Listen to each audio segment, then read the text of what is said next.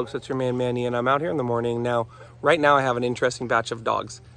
A lot of them have the same issues that they're here for, which is this separation-based barking, crying, lunging, carrying on, freaking out, panicking. Guys, this dog's 13. She's been doing this stuff for her whole life. This golden retriever there, yeah. And she's here for training at 13 to get her to stop doing this, okay? I want to make this video quick because I want to just talk about, the reality, which is that people are inadvertently, unintentionally actually creating this behavior. And I want to talk about how we make a dog become a dog that cries, that whines, and that carries on when we're not around them. What are the ways that we reward that behavior? Well, the first thing we do is just giving attention to the dog when they make that sound. Looking at them, talking to them, having everyone else look at them. We all look at each other. Hey, why are they crying? And we all look over at the dog, opening the door for the dog, getting their food, opening, the refrigerator. I don't know.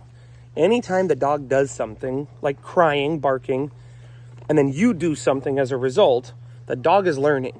Hey, this behavior, it is very powerful because when I do it, the owner responds in some way or another. Now, this can be confusing because maybe what you're telling me is, Eric, I go over there and I say no, and, I tell the dog, stop crying. Stop crying. And I would say, well, if the dog doesn't stop crying, you're definitely not saying stop crying, although you might think you're saying stop crying. And we could talk about that in another video. But even if we are going to correct, even if we are going to punish, we want to be clear that we're not inadvertently reinforcing the very behavior we want to stop, which is the crying. And so, petting your dog, like I said, touching them, talking to them, looking at them, opening the door, getting food for them. Even when they're just in an anticipatory, excited state, when they really should be calm. The dog's in the crate and they're getting kind of wound up, and then you let them out.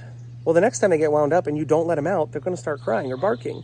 The dog's really amped up and you get their food. Well, the next time they're amped up and you don't get their food, they're going to start crying. Or they're going to start barking, or they're going to try scratching at the door. So it's not just, hey, am I rewarding the crying? Am I rewarding the barking or the scratching at the door? It's, am I rewarding or any behavior that is associated with this kind of headspace the dog is in, which is a very pushy, demanding, sometimes anxious headspace, where they're not really thinking, they're not really slowing down and stopping and going, man, is this the right thing to do or not? And so, a lot of times just even having a relationship with the dog where you're petting them when they're all cracked out of their mind and they're all amped up and they're not thinking, you're opening doors, you're doing all the things I talked about, when the dog's just not in a good headspace. They're in a very anxious, pushy headspace. What happens is you're creating an association with your dog basically being anxious, pushy, needy, and yourself. And I don't personally want that. I want my dog to associate feeling calm with me, feeling excited at the right time, feeling fulfilled, feeling like there's clear, feeling, very understood. So if you're struggling with this type of behavior, folks, it can be fixed, but realize you're going to have to take some level of responsibility or awareness, and you're going to have to ask yourself, hey, how did I inadvertently, unintentionally reward the dog for this behavior?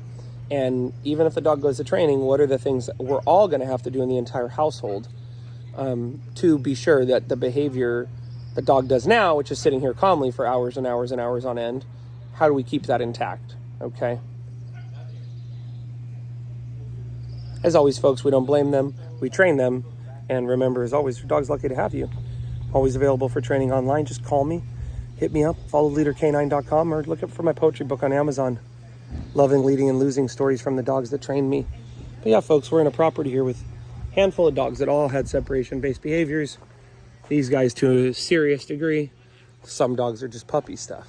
But keep in touch, folks, and let me know if you want another video to talk about this, and I'll help you figure it out.